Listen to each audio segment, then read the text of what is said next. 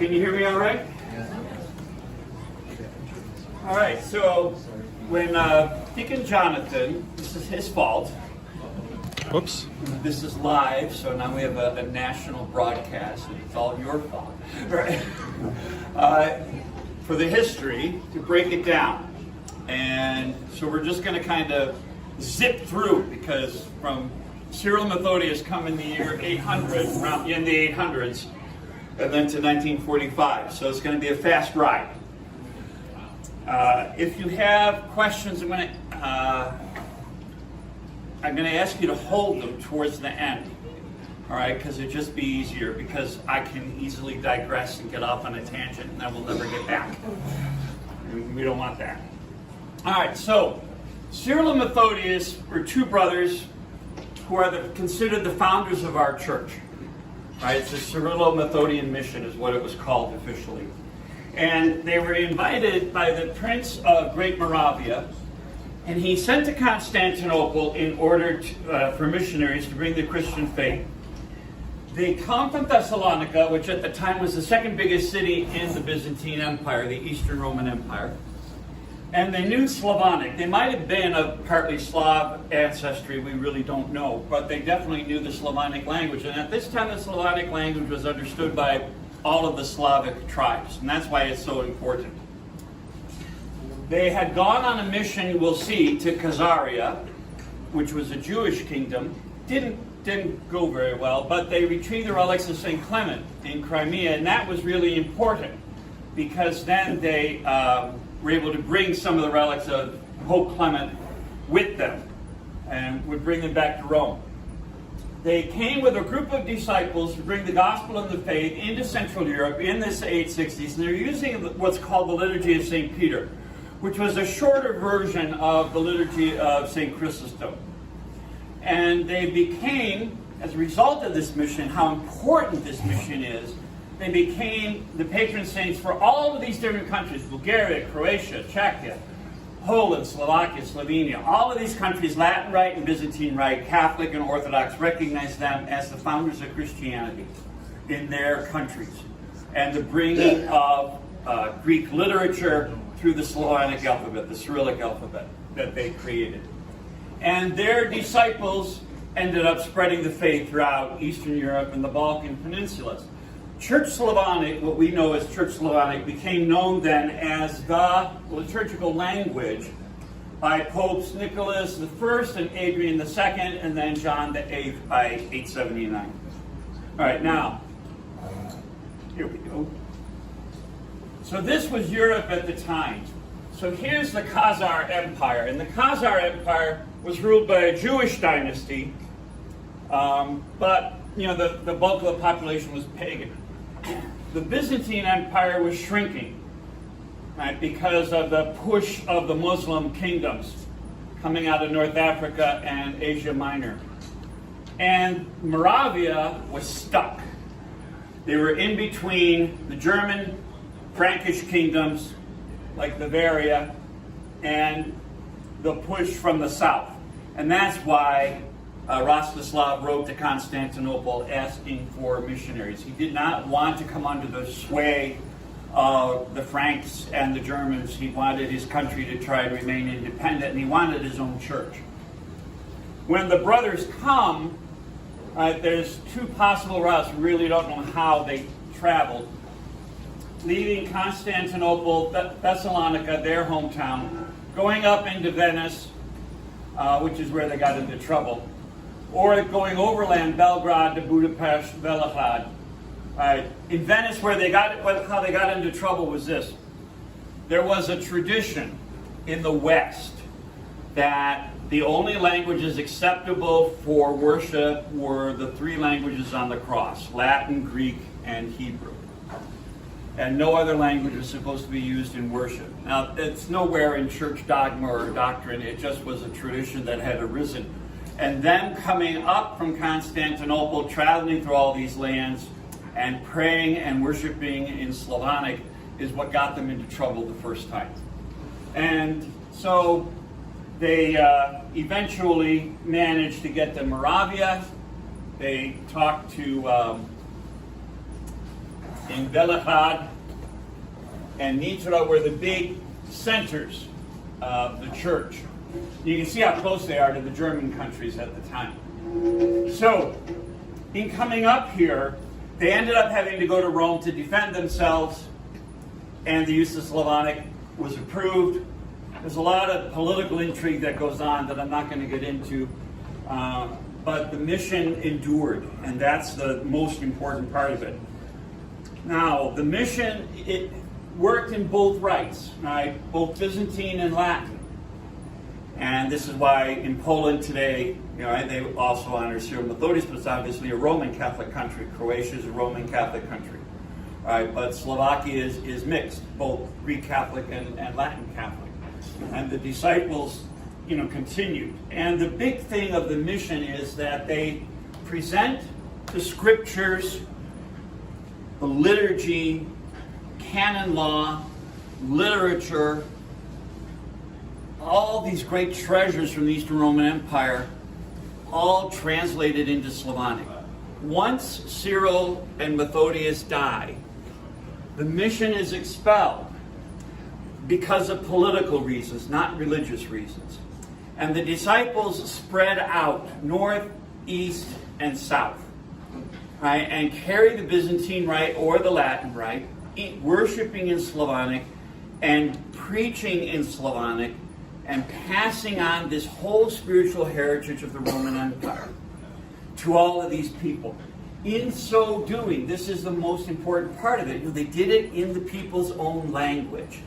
And they did not do what had been done in the West. In the West, missionaries always went to convert the nobility, the royal family, the upper classes. These guys go out to the ordinary people, which is why this painting is important.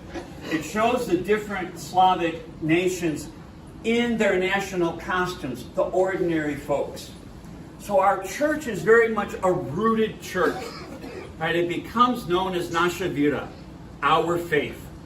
Right? As Nasha Vira, it is embedded in that native peasant culture.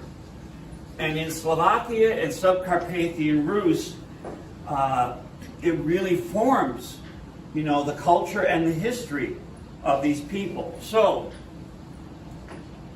there you go. So the purple areas are the populations that were historically Subcarpathian Rus and mostly dominated by people who were ethnically Carpatho-Russian, right? So this is along the spine of the Carpathian Mountains. Again, these are the modern borders today of Poland, Slovakia, Ukraine, Hungary, and Romania. So those are the nations that our church was pretty much concentrated in. The little towns down in here, these are all various settlements that were created either by Rusyns or by Serbian refugees from the Turks, all following the Byzantine Rite. So this territory was all overwhelmingly Byzantine Rite. Right? So a lot of you know Father Arturian. This is his home turf. All right, Pedichin is right in the heart of this purple stretch down here. Now, in this land, the main centers are here, Mukachevo and Uzhhorod, and there's Pedichin, where Father Artur is from. So all the way up into here, towards Novi Sad in Poland, and down in here, Rzeszów region. All of this territory here, these are mostly Carpatho-Rus. Frontier, the population is mostly ethnically Hungarian and Hungarian speaking. This is at the high point of the Carpathians. From here over, that's Ukraine. All right. Kiev is way up here. All right. Because of the war now between Russia and Ukraine, everybody in America knows actually where Kiev is. I never have to show that anymore. But Kiev was its own metropolia and had its own archbishop living there. They never had authority down here. The church authority was from one bishop in Mukachevo. The bishop lived here at St. Nicholas Monastery, overlooking the river outside of Mukachevo. So St. Nicholas Monastery is on a small mountain that's called Chernechora. And Chernechora means Black Mountain because of the color of the robes of the monks. So that's one of the most ancient monasteries in Eastern Europe. They followed the rule of St. Basil the Great. The hegumen was also the bishop. So whoever was elected by the monks and by the parish priests, this was the guy who would become the bishop, and he was really a double leader. He was the leader for the people as well as of the church. And it was an enormous eparchy. It's a huge diocese going from central Slovakia all the way into modern Romania. So it's a vast, vast territory and down into the Hungarian plain. Of all of these people who were following what was known in Europe as the Greek Rite, which is how we get the name Greek Catholic. All right, so I'm just going to go over some of the samples of what Ruthenian church architecture looks like, and just give you an idea, because there's a wide variety, which people don't realize.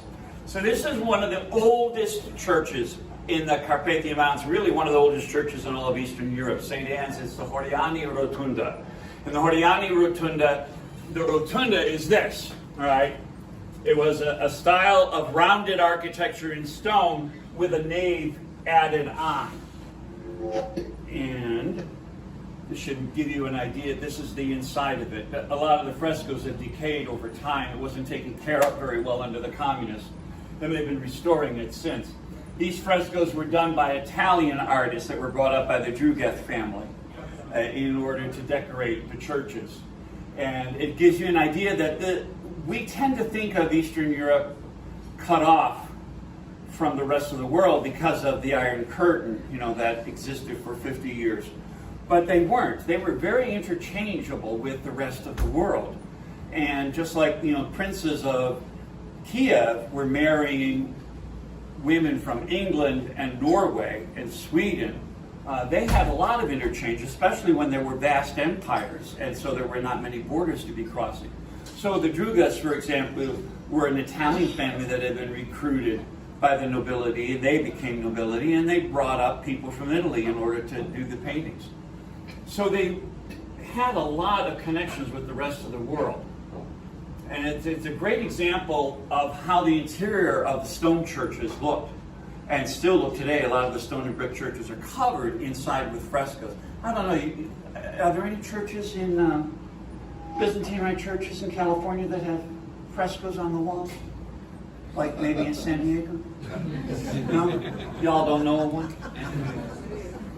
So the tradition is not just a Greek tradition, right? It's actually a very Slavic tradition as well. To have paintings like your church upstairs, so beautifully covered. All right, this is St. Michael's Church. It's one of the oldest wooden churches in the Carpathian Mountains. This is Lemko style. Tall tower at one end, lower tower over the nave, and then the final tower over the altar space. And they go by Lemko, Boyko, Hutzel, which are three regions of the mountains, but actually you can find the different styles anywhere. They're not restricted to a particular region. This is a modern Boyko style church. I worshipped in a church like this when I was in college, actually, with the bell tower and the big, large tower over the nave with small windows to let the light in, and then over the altar and sacristy area.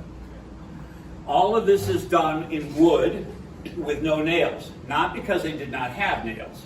They had nails. They had iron. It's because the church is the body of Christ, and the body of Christ is not supposed to be pierced again like Jesus was on the cross. And so all of the woodwork is done dovetailing. Everything interlocks.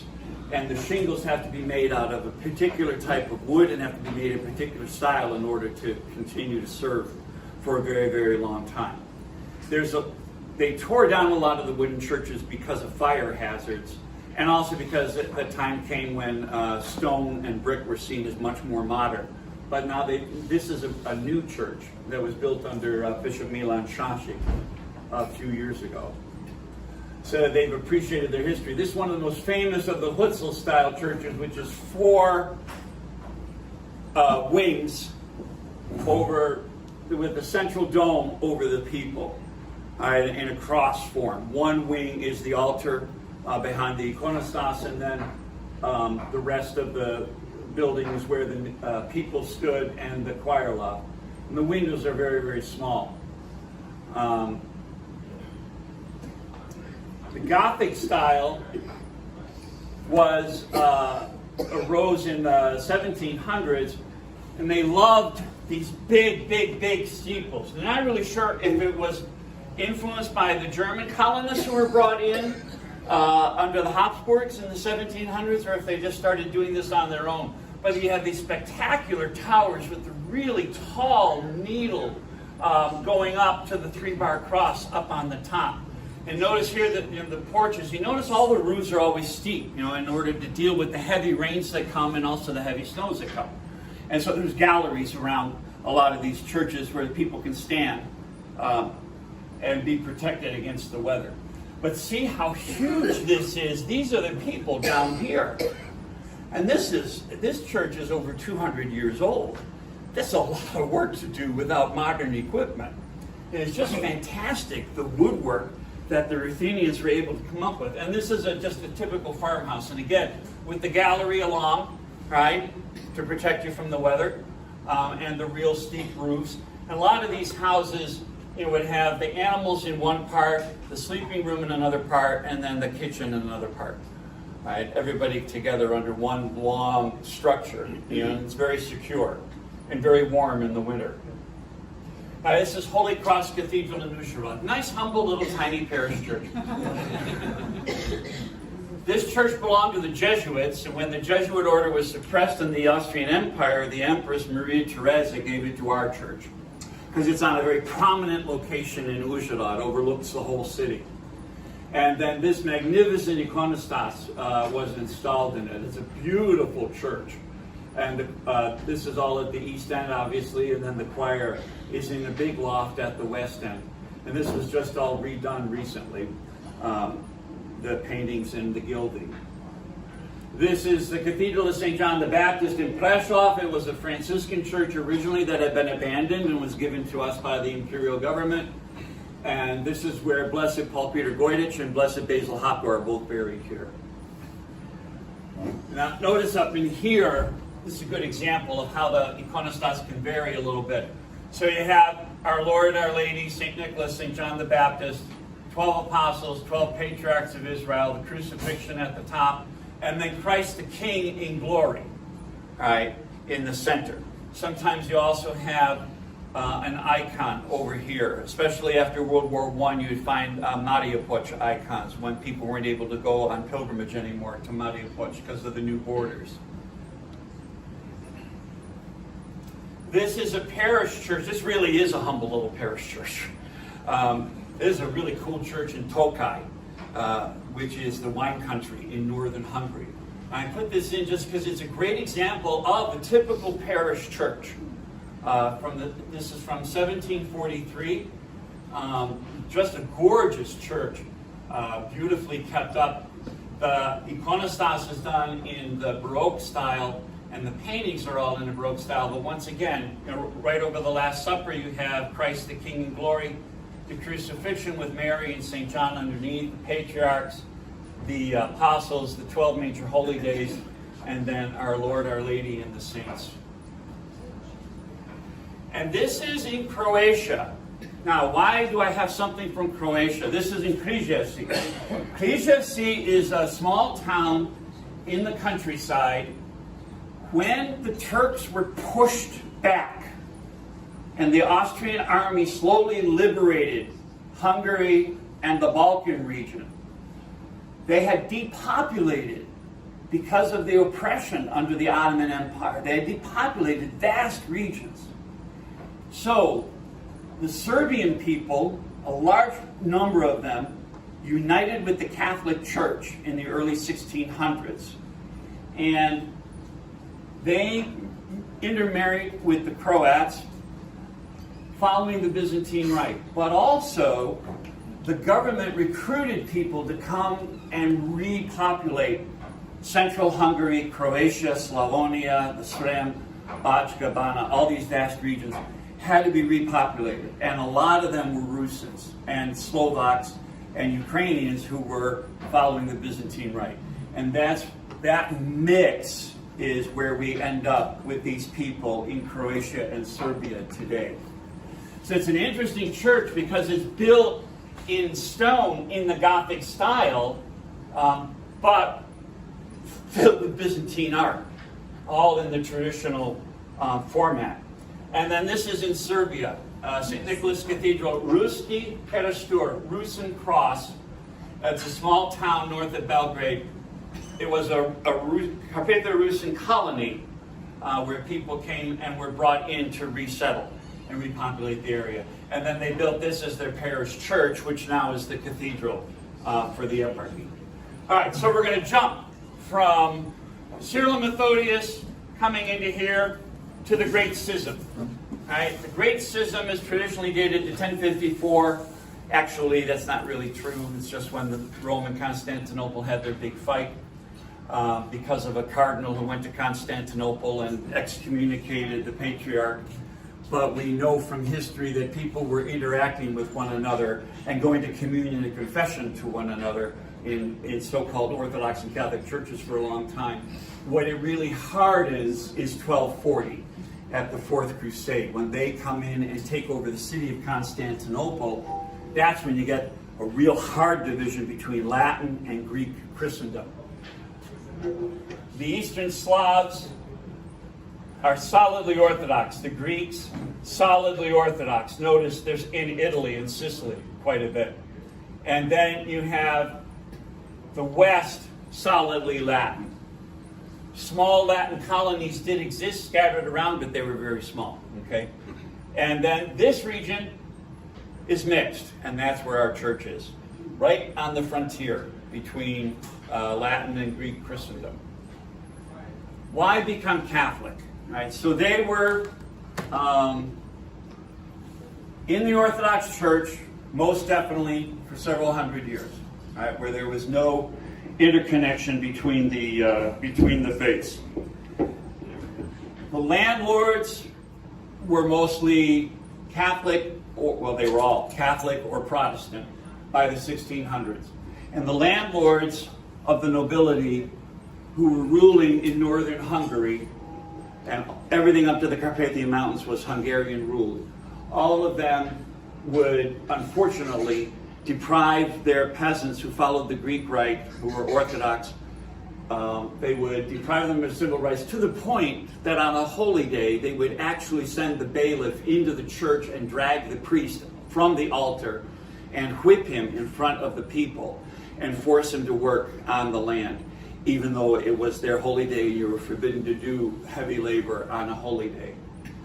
That's an example of the deprivation of civil rights, right? And they didn't get an education as well.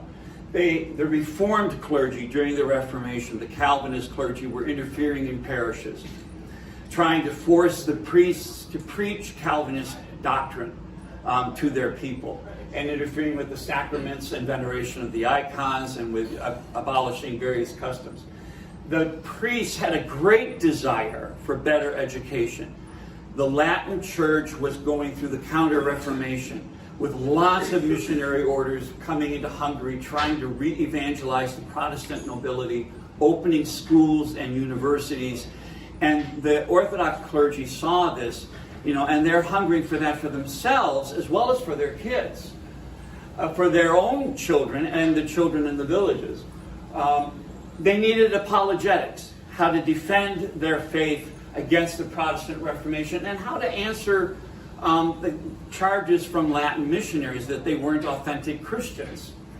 They had a lot of abuses that were taking place. There was divorce and remarriage without any church annulment of any kind. There were priests who were widowed and were remarrying, which is absolutely forbidden.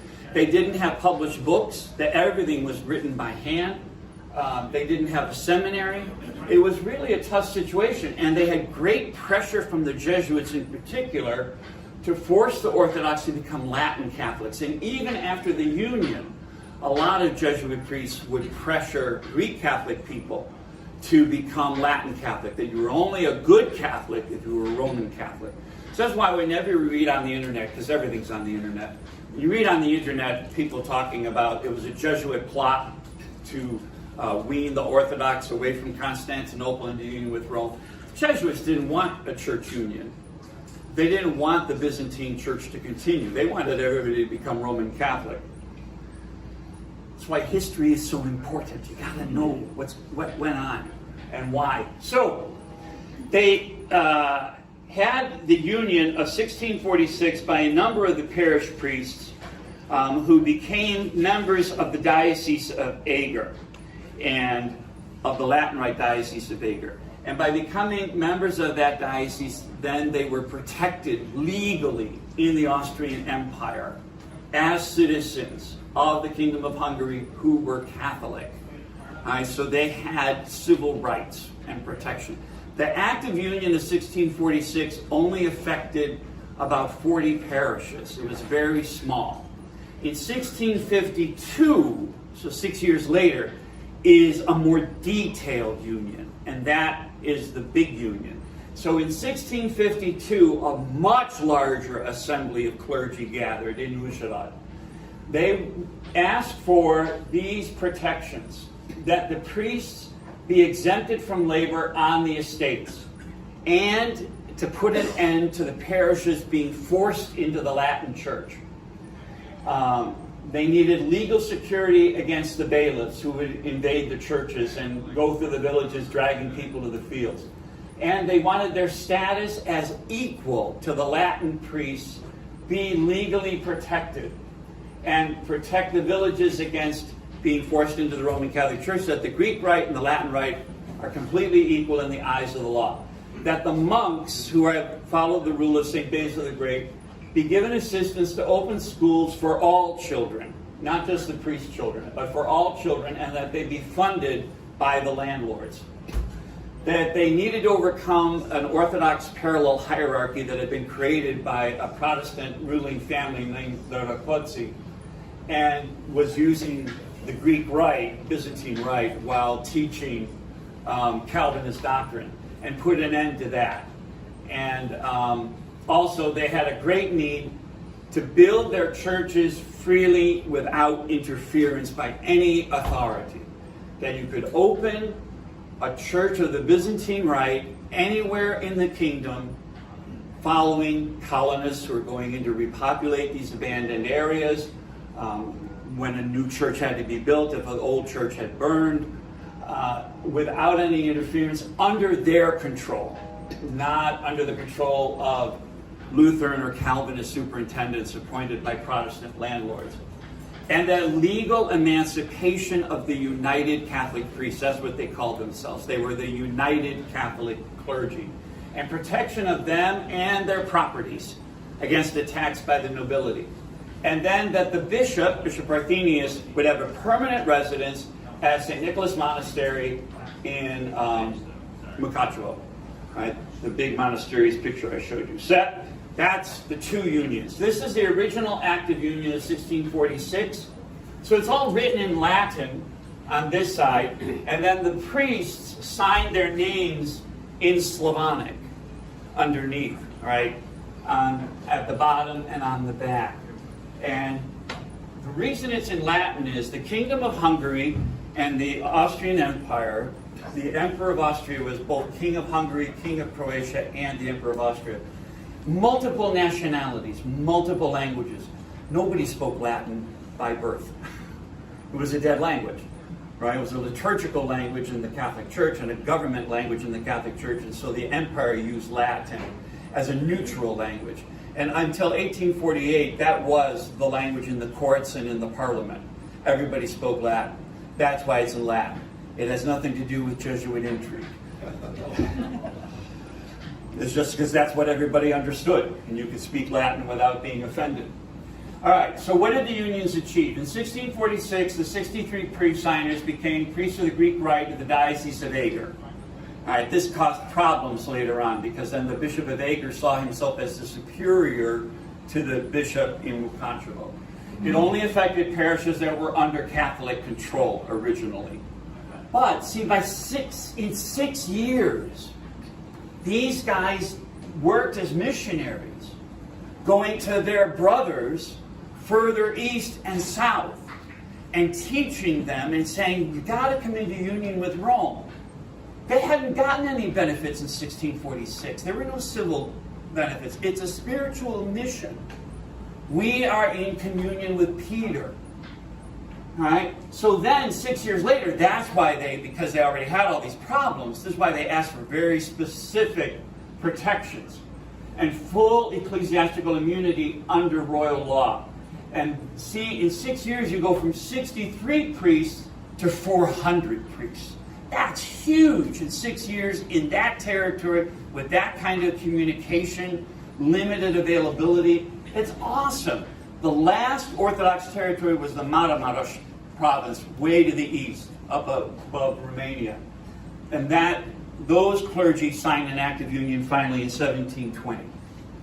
All right, the Empress Maria Theresa was a big benefactor of our church, and to this day they have a panihida on the anniversary of her death at the cathedral in Uzhhorod. She called the first synod of the United Church, the Ruthenians and the Romanians, Orthodox who had become Catholic. They gave up the use of the word uniate, united, because it had taken on a negative term in Orthodox propaganda, and they come up with the phrase Greek Catholic. And that's what Father Artur, where he comes from. Whenever I would go over there in Eastern Europe, they would always ask, somebody on the street would come up to me and they say, are you Greek Catholic or Roman Catholic? Being my collar. Yeah, so this is Greek Catholic. She authorized the publication of the liturgical books and the catechism. She pushed for establishment of parishes within an hour's walk. Now, for a lot of us Americans who rely on cars, an hour's walk is a long haul. But for them, that was an ordinary time. Right? That these people could no longer be more than an hour away from from a church and a priest. Right? She's the empress, right, in Vienna, which is filled with churches. But it just shows the level of care that she took. She regularized the status of the priests, grammar schools for the children, and monasteries. No convents, interestingly. We never had convents until after World War I for women. She defended repeatedly the orthodoxy of the Greek Catholics of the Holy See. There were lots of Roman Catholic bishops and clergy who said, well, they follow the wrong rite, they follow the wrong holy days, they follow the wrong calendar, they follow the wrong this and that. They're not really Catholic. And Empress Maria Theresa always shot those down. And she achieved the canonical establishment of the eparchies of Mukachevo and Krzyczesy by the Holy See. That's really important. In Rome, they wanted the paperwork from the founding of the eparchy. Right, where's the paperwork? And the monks said to the government authorities, what paperwork? I mean, we've been here forever. We're ancient. There is no paperwork. So she had to get canonical recognition. And the way she did it is pretty funny. She said, I am the apostolic queen of Hungary. The king of Hungary had the right to establish dioceses. I will establish the dioceses of Mukachevo and Krzyczesy on my authority as apostolic queen. And the Pope wrote that, you can't do that, you're a woman. And she wrote back, I'm the apostolic queen. I can do whatever I want. Basically, that's what she said.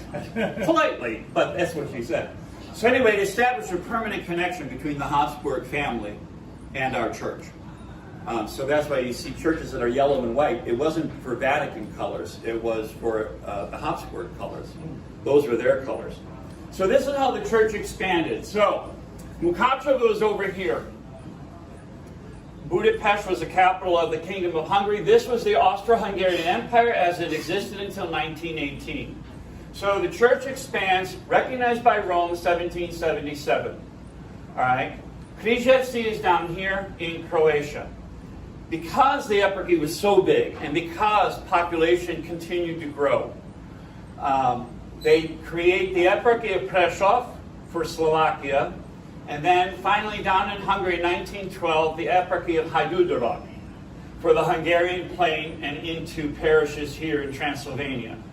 Transylvania after 1918 becomes part of Romania, and we'll see all of this, of course, is shattered by World War I. It's important to understand this for our future in America. This church was not an ethnic church. It was Croatian, German, Hungarian, Jewish, Romanian, Rusin or Carpatho-Russian, depending on what orientation you chose, Serb, and Slovak. The largest populations were Slovak, Rusin, Hungarian, and Croat.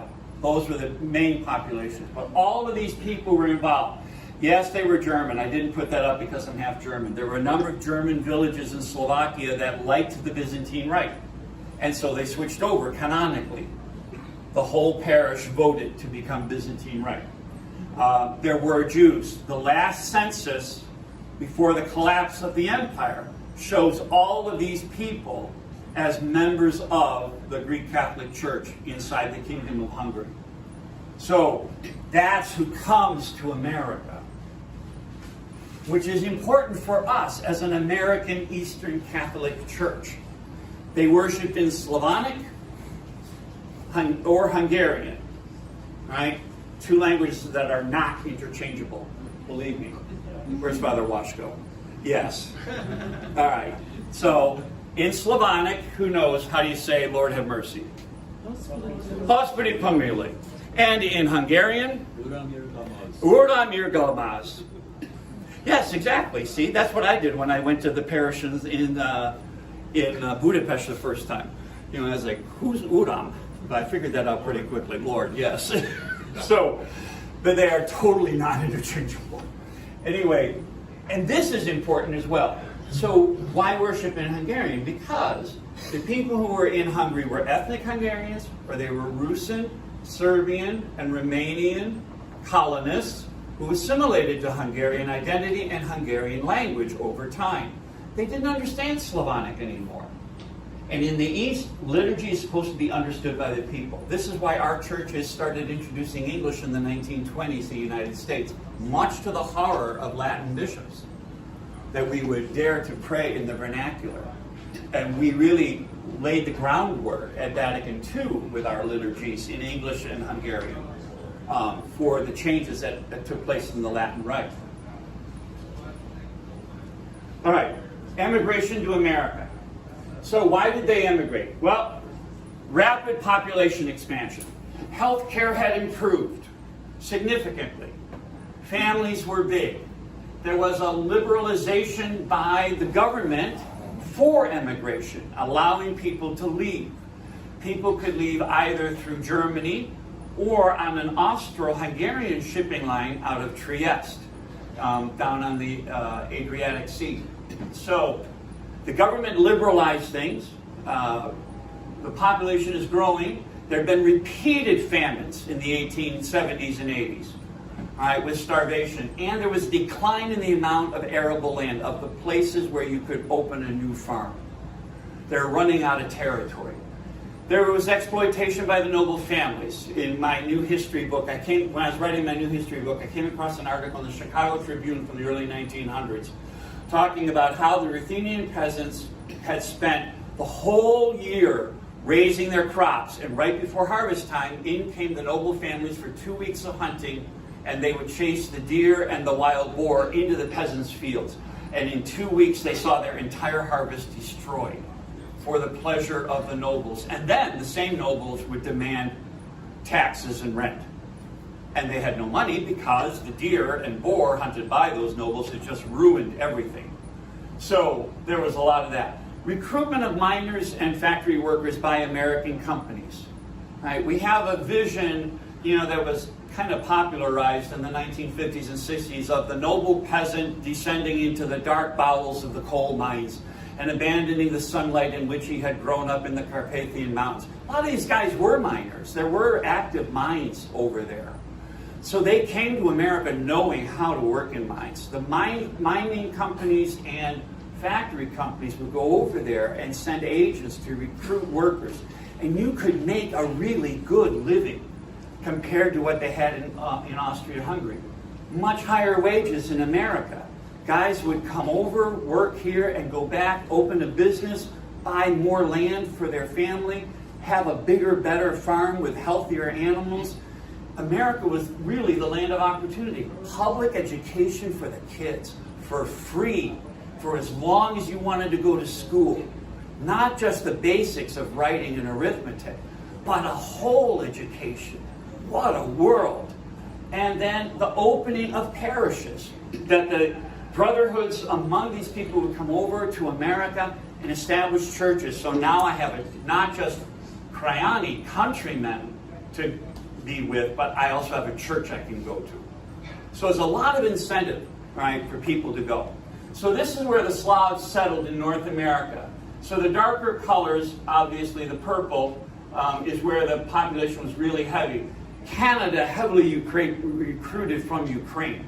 That's why those 3 provinces in Canada have such a large Slav population. All right? It's a similar belt, all right, around the world. Similar climate, similar crops. And then, of course, this is where our church was concentrated. New Jersey, Connecticut, Pennsylvania, Upper and Lower Michigan, all through in here, and then out in here. So these are the territories that were, where the Slavs really settled. They're scattered here, very small populations, less than 10%. And in the deep south, there practically nobody went down in that way. Bishop Soter Ortinsky was the first bishop appointed in the United States. So Ortinsky was a Basilian monk from Galicia. He was Ukrainian ethnically. Young guy, very enthusiastic, wanted to be a missionary, and unfortunately when he comes to America in 1907, he comes with his hands tied, not knowing his hands were tied until he gets the letter. He had very little authority. All the churches were under the authority of Latin bishops. All of the churches that he wanted to visit, he would have to ask the Latin bishop for permission, and the priests were deprived of the right to chrismate, to confirm, to chrismate children at baptism. So it was a real humiliation, and it was a tough start for him. He also walked into a brewing fight between Ruthenians, Ukrainians, Hungarians. Who are you? What language do you use? Who do you love more? This kind of thing. And so he had a very tough time. And it's not until 1911 that he actually gets full authority as a full bishop in the United States over all parishes whose founders came from the Kingdom of Hungary as well as from the Austrian Empire in Galicia. So he had a very, very tough time. This is a fast ride, I know, but I'm trying to make it as easy as I can. This is the oldest Ruthenian parish. So St. Mary of the Dormition in Freeland. If you're from Pennsylvania or New Jersey and you knew a lot of churches that were called St. Mary's, they were either of the Dormition or of the Holy Protection. But they always shortened the name to St. Mary for some reason. This is the first church. So notice how they built it, Gothic style. Okay? They're not making it look like a Roman Catholic church. This is part of that wooden Gothic style we saw earlier. This is the second church, and then this is the church that stands today. All right? So as the parish, so you can see how much they grew physically. All right, in population, they needed bigger, but also financially. All right, they're doing better each time. This coal town, right? These miners who come in, they're doing better and better. And notice here, the original windows were stained glass. Stained glass is never cheap. They took a lot of pride in their churches, and they spent a lot of money to make their churches look good. You go into these old churches back there where the iconostasis survived, and they're just magnificent, that they imported from Austria-Hungary. Just magnificent. Now, this is known as the Clash of the Titans. Alexis Toth was a widowed priest who came to Minneapolis, whose bishop was John Ireland. And John Ireland was one of the Roman Catholic, most of the Roman Catholic bishops did not want Byzantine Catholics.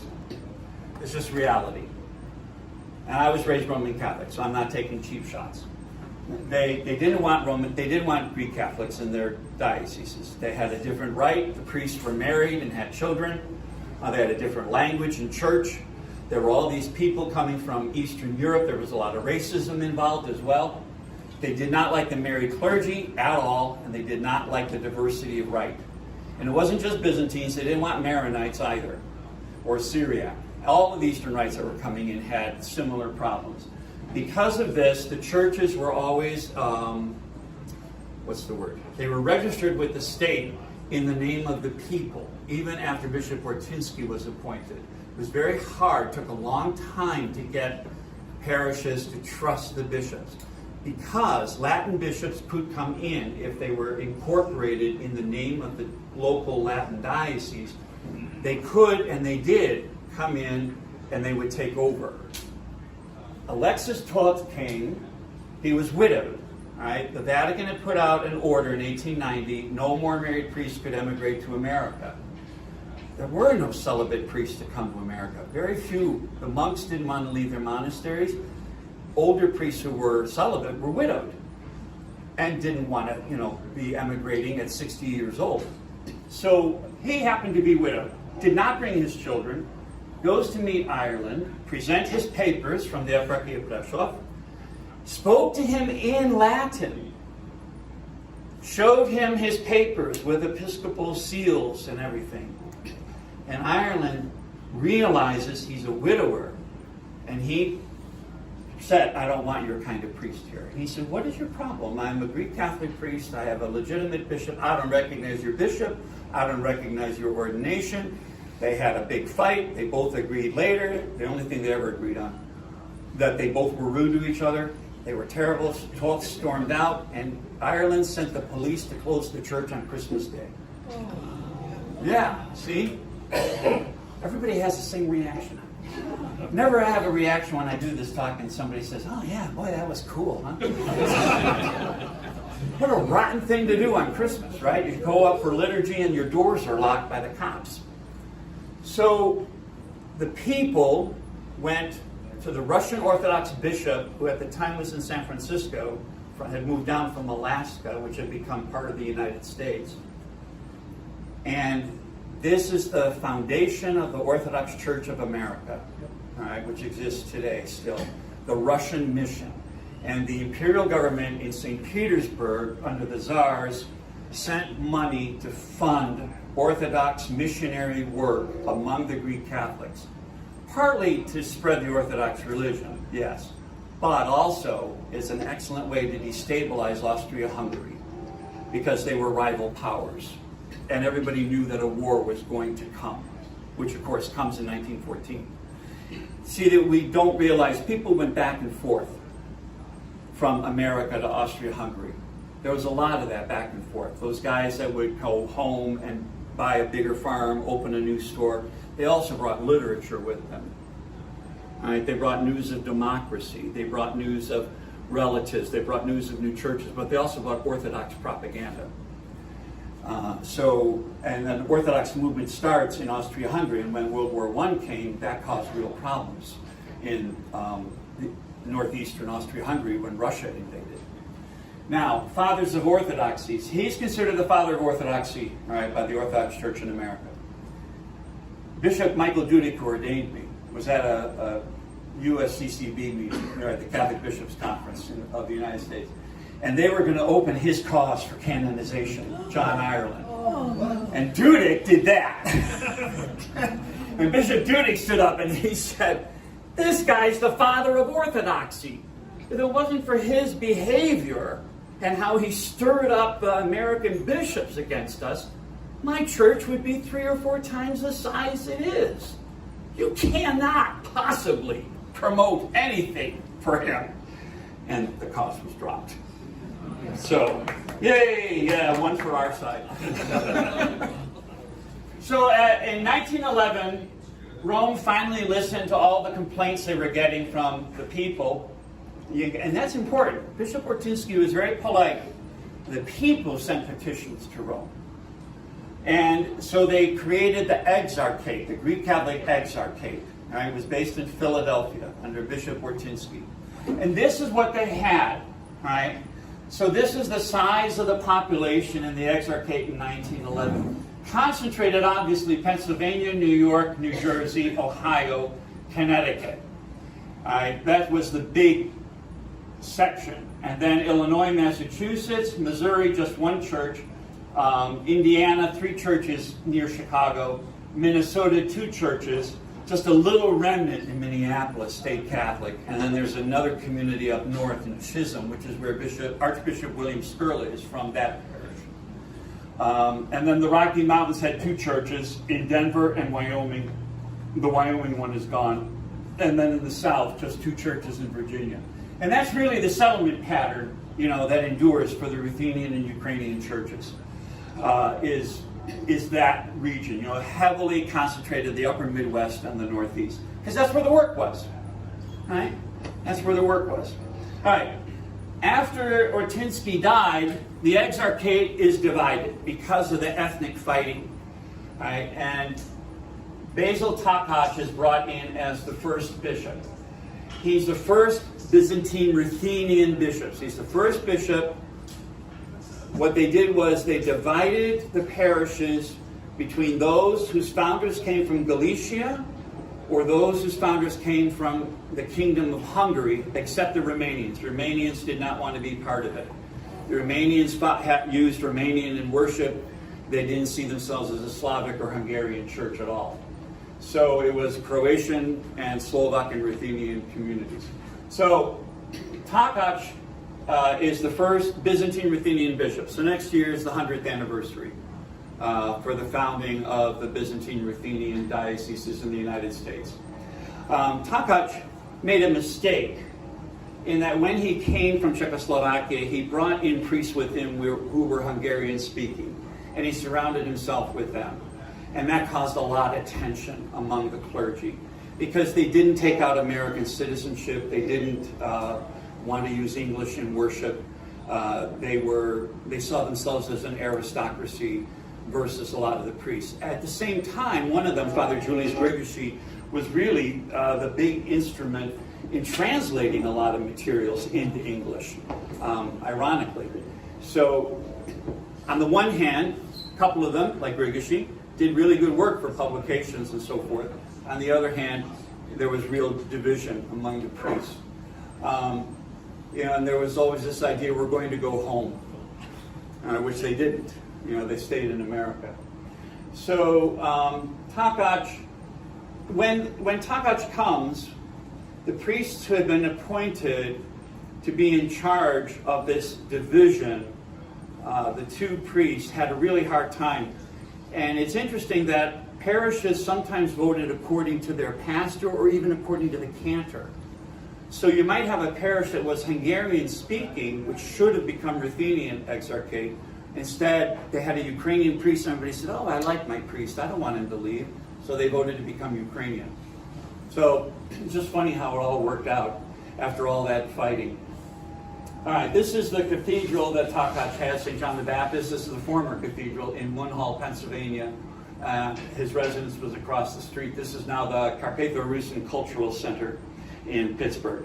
Now, why did I bring up the problems among the priests? This is why. What's known in history as the celibacy schism in 1929. Cum data fuerit was issued by Pius XI. It mandated ordination of celibates only and immigration of celibates only. Now, there were 2 guys who were married who were supposed to be ordained to the priesthood. And their fathers-in-law were both priests. And they were both deacons. And now they could not be ordained as priests. Because when this decree came to Bishop Takacs, he had to go along with it. What they had been doing was every time they had a married candidate for priesthood, they would send a letter to Rome asking permission to ordain him, and they would get a letter back saying, due to your extraordinary circumstances, you can do this, but, we prefer a celibate clergy. So the people saw this as the ultimate Latinization, right? Putting in celibate priests. And they feared that that was going to be the end of the church, because most of the vocations came out of priestly families, the vast majority. It really was not only about celibacy, though, and that's important to understand, because it also gave the bishop full authority for uniformity in worship and for governing the faithful. The clergy could not own church property of any kind, and then some priests did. It was a way of trying to protect it against the Latin bishops. The bishop had to use council of laity and clergy to incorporate property correctly. I worked in a parish where our original incorporation papers had the word Orthodox in them, all right, and the word Russian. And when the so-called celibacy schism came, this was a real problem. You know, if your papers of incorporation weren't done right, you could lose the church and everything associated with the church. So that was really important, that they start using their own people professional, right? The professional class that was growing among the faithful. The Catholic Vatican tax had to be paid by all parishes to support the exarchate and its institutions. This was very important when the court cases began, determining is a church Orthodox or Catholic or independent. Proper links between the bishops in Rome. The Oriental Congregation, which was founded during World War I, had authority over disputes between the exarchate and the Latin dioceses. They wanted a seminary to be created, which didn't happen until 1950. Detailed rules for the priests, for their education, for their spiritual life, what they were supposed to be doing in the church and for the church. Latin priests were forbidden to encourage Greek Catholic faithful to abandon their church and join the Latin Rite. This is something that still happens, particularly when in schools, where a priest would tell Greek Catholic parents, oh, if you switch over to the Latin Rite, you don't have to pay full tuition. You get the parishioner rate. But if you stay in that parish over there, I mean, come on. And don't you want to be American? So there's lots of that kind of finagling going on, and that's why this is in there. And the rules for receptions in the church's sacraments of a different rite. This was big. Now you could go to Holy Communion, confession, or anointing to any Catholic priest of any rite, which you could not do before. When Metropolitan Andrzej Szeptycki was ordained, his mother and father could not receive Holy Communion at his first liturgy because they were canonically Latin Catholic, although the Szeptyckis were originally Greek Catholic. So this was a big step of equality, and to show Latin Catholics, yes, they really are Catholic over at St. Mary of the Dormition. These are real Catholics. So it was meant to strengthen the exarchate, but it blew up because the people were deeply offended over the celibacy issue. A lot of people that were in charge in parishes did not like now having to defer to the pastor. Pretty much every church, you look at the church histories, almost every church suffered a split. And an independent Carpatho-Russian Orthodox Greek Catholic diocese was founded, ACROT, the Carpatho-Russian Orthodox Greek Catholic Church of America today. They lost 180,000 people. It was a huge loss. Then there were people who simply stopped going to a Greek Catholic church. They didn't want to deal with the fighting anymore.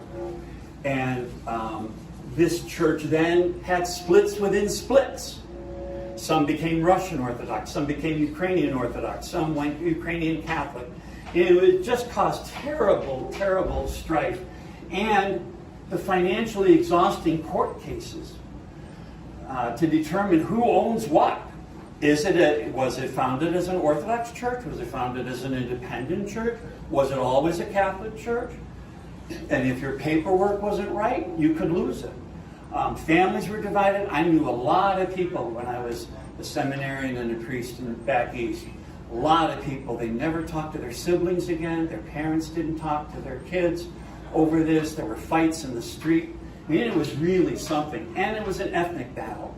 People who saw themselves as Carpatho-Russian tended to go with this new independent church. So the desire to strengthen the church totally backfired. It was a real mess. And it's very sad because it was so unnecessary, since now we have married clergy. And that was the spark. All right. So as a result of this, the Pope sent this icon of our Mother Perpetual Help to the Sisters of St. Basil and asked them to start a pilgrimage, the Outpost, on Labor Day weekend. Why Labor Day weekend? Because that's the one holiday all workers had off in those days. All right, and it was always a weekend. This is the first time a federal holiday was always on a weekend. So they would get 50,000, sometimes 80,000 pilgrims at Uniontown. And this, of course, is whom? Fulton Sheen. He was by ritual, and he was brought into the Outpost in the 1950s for the English and Slavonic liturgies and would preach, and his sermons were broadcast on radio. So the Outpost was a huge thing. It was the goal of the Outpost was originally to heal the schism, to bring people back into the Byzantine Catholic Church. That did not happen. Maybe some people came back, but the schism was never healed, unfortunately. But with somebody like Fulton Sheen, it put us on the map, as a legitimate church, a legitimate Catholic church. And that is very important. And one thing I forgot to mention, 1929, what else happened in 1929 in the United States? Stock market crashed. So you had all these court cases and all this fighting going on during the Depression when 1/4 of American workers were unemployed. And yet these people would take out second and third mortgages on their homes in order to save their church. Which is really important, the love that people had for their church, that they wanted the church to survive. All right, how am I doing on time? Anybody know? You're all so caught up in this, you don't even know what time it is. That's great. Yeah, it's Yeah. It's 1919. Well, I know it's 1919 there. What is it out here? It's 12 after 12. 12 after 12, I got to wrap it up to 1945, and this is like the worst century in human history. All right, so after World War I, the Austrian Empire was dissolved, much to the regret of the Holy See, which warned the treaty makers in Versailles, you do this, and Russia will advance into Europe and dominate half of the continent. Ta-da! Exactly what happened. So here's Subcarpathian Rus, ends up in the new country of Czechoslovakia, new border with Hungary, new border with Romania, all right, and then Yugoslavia down there. So the church is divided, all right, lost its unity. Here's Yugoslavia. So the headquarters are outside of Zagreb in Križevci. In all of these regions have had parishes except for Montenegro. So all of this territory, this huge, huge kingdom with lots of nationalities and lots of languages in worship was under one bishop, right, up in Križevci. And eventually moves to Zagreb, the capital of Croatia. And so the parishes worshipped in Slavonic, Hungarian, Romanian, Bulgarian, and Macedonian, and Croatian. So 6 languages that this bishop had to be able to work in. During World War II, all of that changes again. Slovakia became independent. Well, not really, because it was a satellite of Nazi Germany. Subcarpathian Rus goes back into Hungary. Yugoslavia was destroyed and divided between German and Italian occupation and the independent, so-called independent Croatian state, which was a fascist satellite of the Nazis. Why is that important? This is Blessed Paul Peter Gojdic. This young gal here is Marianne Zack. During the Holocaust, Slovakia was the first country to deport, the first Nazi ally to deport its Jews to Auschwitz, Birkenau, and other death camps. And the president was a priest, Josef Tiso, and he defied Pius XII, who personally implored him to stop deporting the Jews. Gojdic is the only Catholic bishop in Slovakia who ordered his priests to do whatever they could to save lives. To save a life was an act of charity. If one Jewish person was baptized, by Slovak law, the entire family could be saved. not just the parents, but the siblings and even grandparents. Voynich went into the train yards in Breslau with baptismal certificates to claim people out of those boxcars we've all seen in the movies and to rescue them. And Marianne Zach was one of them, and he put her in the school run by the Sisters of St. Basil the Great. So he was involved with the sisters and with his parish priests and the sister servants of Mary Immaculate. They all were involved in this. And he himself was estimated to have saved up to 1,500 people. All right, along with the help from his priests and the nuns. In Oshavice, they saved, this is the parish in Oshavice, Father Michael Masle and his parishioners, they saved 100 people just in that village that they hid in their houses while the German army was quartered in their homes. Yes, it was quite remarkable. It's a remarkable story that unfortunately is not well known at all outside of Slovakia, even in Slovakia, to be honest. Marianne Zach wrote in her testimony to Yad Vashem that the sisters treated her and her sister just like anybody else, and nobody in the school ever gave them any grief, which is really remarkable for what was going on in Europe in 1944.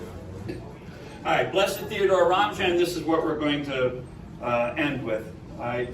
He was consecrated in 1944. The Bishop of Mukachevo died suddenly. He also was involved in trying to save the Jews in Subcarpathian Ruthenia when they were being deported in 1944. Ramjo was only 33 years old, did not want to be a bishop.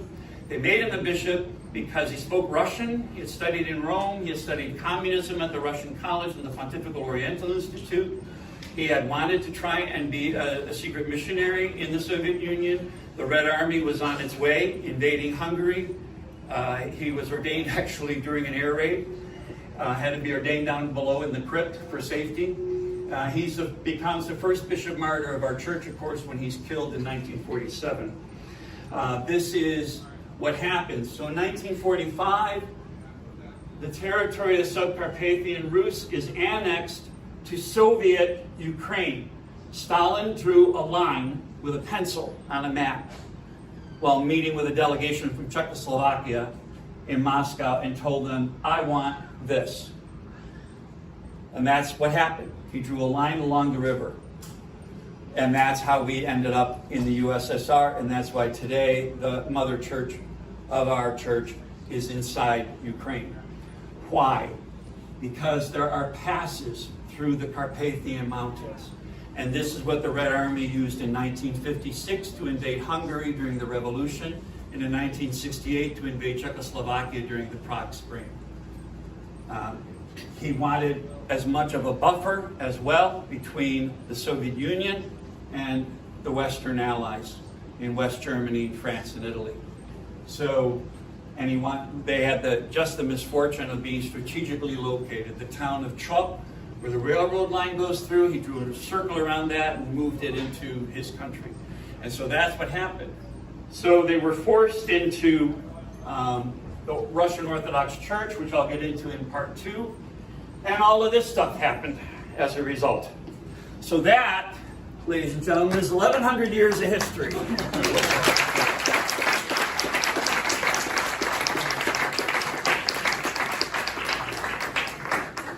Thank you, Father. I burned a drink. I would really like a bottle of water, somebody. Keep it great. Father, can I take the mic? Yep. Okay. It's attached. Those of you who know what the deacon does in the liturgy, it's a lot of pushing people around. So I just wanted to give some logistical comments. This is the Parish Life Committee of Holy Angels said, we want to see men do more things. And so we have our Brotherhood of Holy Angels back, I think 6 months ago. Maybe it was a long time ago. It was going to be earlier in the year. Yes. Anyway, we said, let's do an event, and we were inspired by Annunciation's Day of Reflection with Father Michael and Mother Natalia. So we have a bunch of men in the kitchen, which means it's going to be messy, but we will clean it. And so lunch is going to be a little later. But I wanted to talk about this day. This day takes a lot of volunteer work, and thanks to everyone who has volunteered, will volunteer.